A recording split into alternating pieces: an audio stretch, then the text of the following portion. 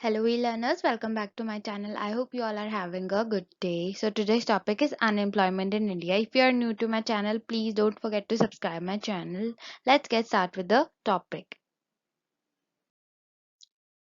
अगर हम उन कंट्रीज की बात करें जिन्होंने अपनी कंट्री से पॉवर्टी बहुत हद तक रिड्यूस कर दी है, उन इकोनॉमीज में क्या होता है, एक चीज बहुत ज्यादा कॉमन होती है, वो है high rate of economic growth. पर high rate of economic growth poverty reduce करने में एक माइनर रोल प्ले करता है, लेकिन सबसे ज्यादा मेजर रोल कौन सा प्ले करता है, वो है एम्प्लॉयमेंट। अगर एक कंट्री में सारे लोग एम्प्लॉयड हैं तो उस कंट्री में अपने आप ही जो पॉवर्टी है वो रिड्यूस हो जाएगी। अब एम्प्लॉयमेंट जनरेट कैसे होगा? जब हमारी इकोनॉमी में high rate of economic growth होगा तभी तो एम्प्लॉयमेंट जनरेट होगा। और इसकी वजह से क्या होगा, हमें देखना पड़ेगा। अब high rate of economic growth कैसे होगा? जब हमारी कंट्री में जितने भी सेक्टर्स हैं वो साथ में ग्रो करेंगे और उसके जो बेनिफिट्स हैं वो लोगों को इक्वली मिलेंगे, जॉब क्रिएट्स होंगी। इसकी वजह से कंट्री में पॉवर्टी रिड्यूस होगी।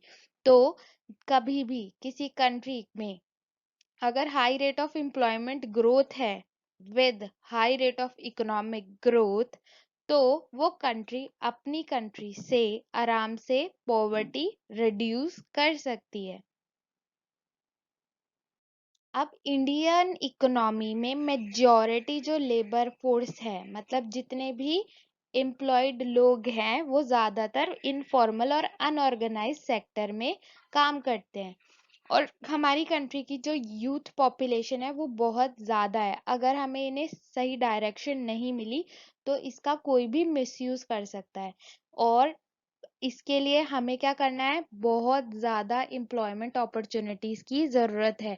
अभी हमारी इकोनॉमी में क्या है, जो बच्चे यूथ जो फेस करती है वो ये है कि अपॉर्चुनिटीज़ बहुत ज़्यादा लिमिटेड हैं और कंपटीशन बहुत ज़्यादा टफ है। इसकी वजह से मेजॉरिटी जो बच्चे होते हैं वो जॉबलेस हो जाते हैं और उनको कोई भी चीज़ नहीं मिलती। इतने साल के एजुकेशन के बाद उन्हें जॉब नहीं मिलती तो वो फ्रस्ट्रेटेड हो जाते हैं और कोई भी उनका मिसयूज कर सकता है कंट्री के खिलाफ। इसके लिए हमारी कंट्री को इससे बचने के लिए एम्प्लॉयमेंट जनरेट जॉब्स क्रिएट करनी बहुत ज़्यादा ज़रूरी है। हमारी कंट्री में जो प्रोडक्शन है वो ग्रो कर रहा है लेकिन जॉब क्रिएशन नहीं हो रहा है। जॉब्स बहुत ज़्यादा लिमिटेड है, पॉपुलेशन इंक्रीज हो रही है और मेजॉरिटी जो यूथ है उन्हें जॉब की ज़रूरत है। इसकी वजह से हमारी कंट्री इंडियन इकोनॉमी को जॉबलेस ग्रोथ बोलते हैं, क्योंकि यहाँ पे हमारी इकोनॉमी ग्रो तो कर रही है पर जॉब्स क्रिएट नहीं हो रही। इसीलिए हमारी इकोनॉमी को जॉबलेस ग्रोथ के कैटेगरी में डाला गया है।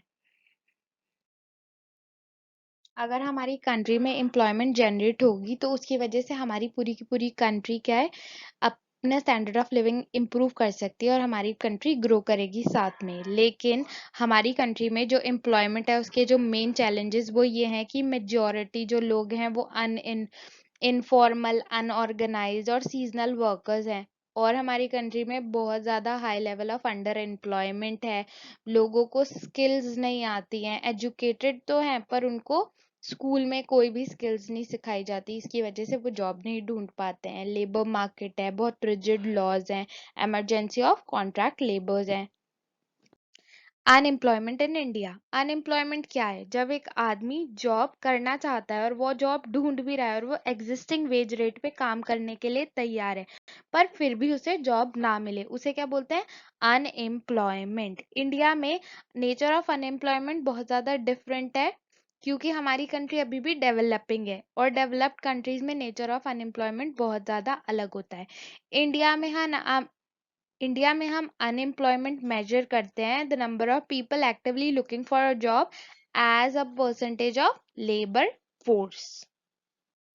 Different type of unemployment in India. India में 7 तरह के अनएम्प्लॉयमेंट है। फर्स्ट है स्ट्रक्चरल अनएम्प्लॉयमेंट, जब हमारी कंट्री में जो लेबर की डिमांड है वो कम हो जाती है एज कम्पेयर टू लेबर की सप्लाई। लेबर की सप्लाई बढ़ जाती है जब हमारी कंट्री में पॉपुलेशन ग्रो होता है, तो हमारा जो एग्जिस्टिंग स्ट्रक्चर है वो इतने सारे लोगों को जॉब नहीं दे पाता, तो हमारी कंट्री में स्ट्रक्चरल अनएम्प्लॉयमेंट होता है।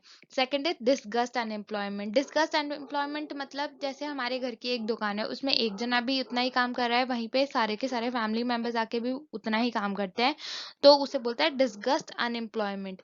हमारी कंट्री में 1950s में 1/3 जितनी भी वर्कर्स थे, 1/3 वर्कर्स जो थे वो सब डिस्गस एम्प्लॉयड थे, जहां पर एक जने के काम की जगह 3-3 जने एम्प्लॉयड थे। Third is seasonal unemployment. Seasonal unemployment वो टाइम होता है जो सीजन्स की वजह से आता है।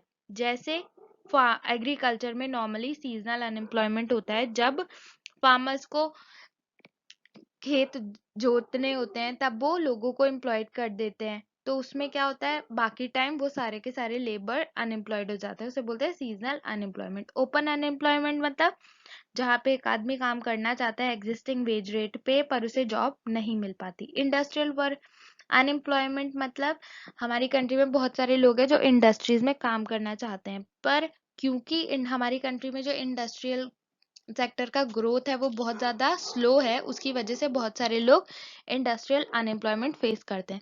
फ्रिक्शनल अनएम्प्लॉयमेंट मतलब कि एक आदमी ने जॉब छोड़ी दूसरी जॉब को हासिल करने के लिए, तो वो जो ड्यूरेशन होता है, गैप होता है, उसे बोलते हैं फ्रिक्शनल अनएम्प्लॉयमेंट। साइक्लिक अनएम्प्लॉयमेंट मतलब ये नॉर्मली हमारी डेवलप्ड कैपिटलिस्टिक इकोनॉमीज में होता है कि जब कोई इकोनॉमी डाउन स्विंग या डिप्रेशन में चली जाती है तो वो जितने भी लेबर्स होते हैं उन्हें हटा देती है। जैसे अभी कोविड के टाइम पे हुआ कि जितनी भी फैक्ट्रीज थी उन्हें लॉस हो रहा था, तो उन्होंने जितने भी एम्प्लॉयज थी उन्हें हटा दिया था।